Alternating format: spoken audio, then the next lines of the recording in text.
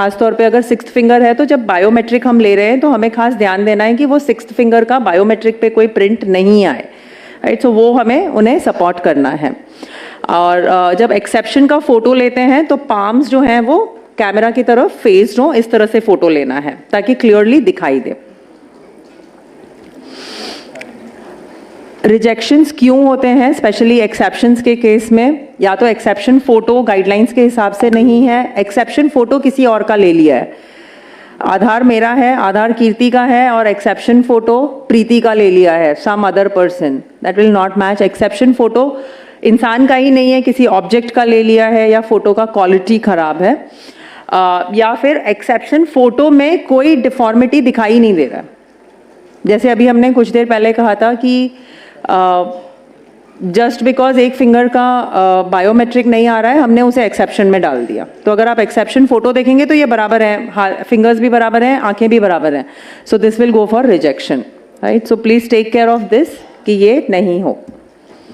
ये कुछ रिजेक्शन के रीजंस हैं, as you can see. Exception photo में कुछ भी नहीं है। So first is the Aadhaar photo and the second is the exception photo. लेकिन आप देखेंगे तो फोटोज उल्टे लिए हुए हैं। आधार वाले फोटो में हाथ ऐसे कर दिया है और मेन फोटो ठीक लिया है, एक्सेप्शन फोटो जो है वो आधार के फोटो की तरह लिया है। Exception photos again second row में हमें दिखाई दे रहा है द रॉन्ग बायोमेट्रिक एक्सेप्शंस। तो कुछ इस तरह से फोटोज लिए जाते हैं, पॉसिबली शायद वो भी पोस्ट लंच के बाद होते होंगे। Okay, so capturing residents biometric least qualities में, जहां पर क्वालिटीज कम है, सारे 4 अटेम्प्ट्स जो हैं वो हम ले सकते हैं। क्वालिटी ना भी ध्यान में रखें और हम कंटिन्यूसली 4 बार उनके बायोमेट्रिक्स या आइरिस ले लें, दैट विल वर्क। वो हमें डिलीट नहीं करना है and to ensure that all the attempts are uploaded, और सेम रेसिडेंट के सारे अपलोड्स हो। सो एग्जाम्पल, अगर मेरा आइरिस पहली बार में बराबर नहीं आया, पुअर क्वालिटी का आया, तो हम फोर्स कैप्चर कर सकते हैं, और वो फोर्स कैप्चर जो 4 बार होगा वो हम चारों अपलोड करें, या एटलीस्ट एक आधा बराबर होगा उसमें, so irrespective of quality. So this is how the force capture will happen.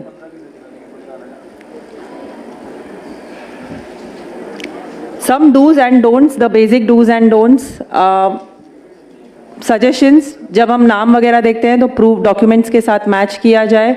नाम लिखते समय बीच में, सो जनरली हम लिखते हैं MN शाह, सो M के बाद डॉट डाल दिया, ऐसे नहीं, पूरा नाम हो, डॉट्स वगैरह का इस्तेमाल ना हो, NA नॉट एप्लीकेबल नहीं लिखा हो, and the correct gender to be captured. Age, address should match with the proofs, and fake documents वगैरह हम एक्सेप्ट नहीं करें। स्पेशल कैरेक्टर्स या अनपार्लियामेंट्री लैंग्वेज का इस्तेमाल ना हो।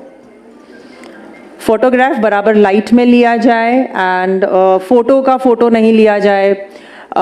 किसी और इंसान के फोटो की जगह किसी और चीज़ का ही फोटो अपलोड हो गया है, जैसे हम सुबह कह रहे थे कि बस मोबाइल में हम कुछ और कर रहे थे, उसने अपना फोटो क्लिक करा एंड हो गया, सो वो सब नहीं हो, उसका ध्यान रखा जाए। हेड वगैरह ऐसे टिल्ट नहीं हो जब वो फोटो कैप्चर हो रहा हो, it has to be straight हो। And the documents the operator should verify, एक बार अपलोड करने से पहले हमें वेरीफाई कर लेना है। क्या हम फोटो कॉपीज ले सकते हैं डॉक्यूमेंट्स के? नहीं, बट मैं तो आपके पड़ोस में ही रहती हूँ। यस, हमें उनके ओरिजिनल कॉपीज चेक करने हैं, और वो ओरिजिनल कॉपी का हम डुप्लीकेट या जेरोक्स अपने पास रख सकते हैं? नहीं। So once it is done, वो हमें उन्हें रिटर्न कर देना है, right. Done. So going ahead, next I would like to ask, okay, so ये हमने देख लिया है। नाउ जस्ट एक क्विकली हम नज़र डाल लेते हैं ऑन द डॉक्यूमेंट्स, क्या क्या रिक्वायर्ड है। एज वी सेड कि documents time and again update होते रहते हैं, so a quick look at it. Proof of identity में क्या क्या होना चाहिए? It's a identity proof. नहीं, प्रूफ ऑफ आइडेंटिटी में क्या दिखना चाहिए? नाम एंड फोटो, करेक्ट। एड्रेस में सिर्फ एड्रेस दिखाई दिया, मेरा नाम नहीं दिखाई दिया, चलेगा? हाँ, मेरा ही एड्रेस है वो पता चलना चाहिए, so name and address. Relationship proof में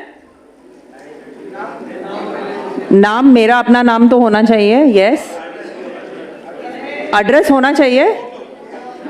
रिलेशनशिप प्रूफ में नाम दिखना चाहिए और एग्जैक्टली रिलेशनशिप क्या है वो देखना चाहिए। सो HOF बेस्ड अगर है तो HOF कौन है, who is the head of family, उसका नाम, उसके साथ का relationship should be there, and date of birth में क्या होना चाहिए, नाम, रिलेशनशिप। अगर मेरा अपना ही डेट ऑफ बर्थ का प्रूफ है तो मेरा नाम एंड डेट ऑफ बर्थ, अगर HOF है तो yes, name, relationship and the date of birth. फिर so there are some list, कुछ लिस्ट ऑफ डॉक्यूमेंट्स हैं जो अप्रूव्ड लिस्ट ऑफ डॉक्यूमेंट्स हैं, ये एक बार ही आपको रीड करना है।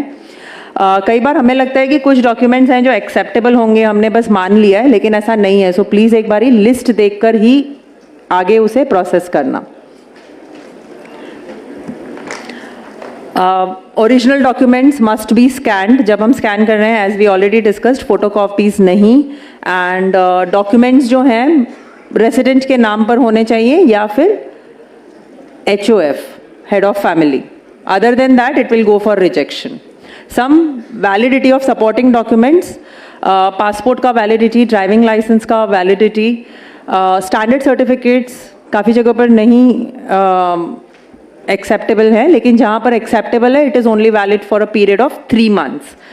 वाटर बिल, टेलीफोन बिल्स या ऐसे कोई यूटिलिटी बिल्स हैं वो भी सिर्फ जैसे आधार में लिखा है विनय कुमार, एंड सो आधार में विनय कुमार लिखते समय विनय में V और K में, कुमार में K, दोनों कैपिटल्स में है।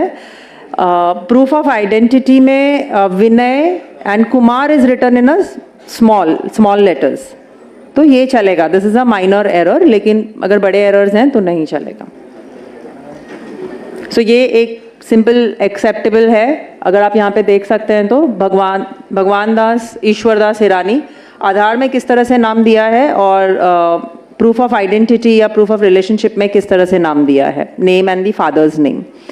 सो मिडिल नेम कहीं पर ऐड किया है या कहीं पर मिडिल नेम को एक्सपैंड किया है, कहीं middle name and surname add किया गया है क्योंकि वो आगे पीछे लिखा गया था, which is acceptable. So that's it. Again, gazette notifications for new name is important. That's it. So now we are open for Q&A session. For Q&A session, I will like to invite Ashish. Can we have Ashish here? Yes, we can have a round of applause for Ashish. ये हमें help करेंगे for Q&A session. Q&A session के साथ साथ I think ये जो जहाँ पर हम ज़्यादातर एरर्स करते हैं उसके बारे में भी आशीष हमें बताएंगे in detail about errors, grave errors. Yes Ashish, all to you.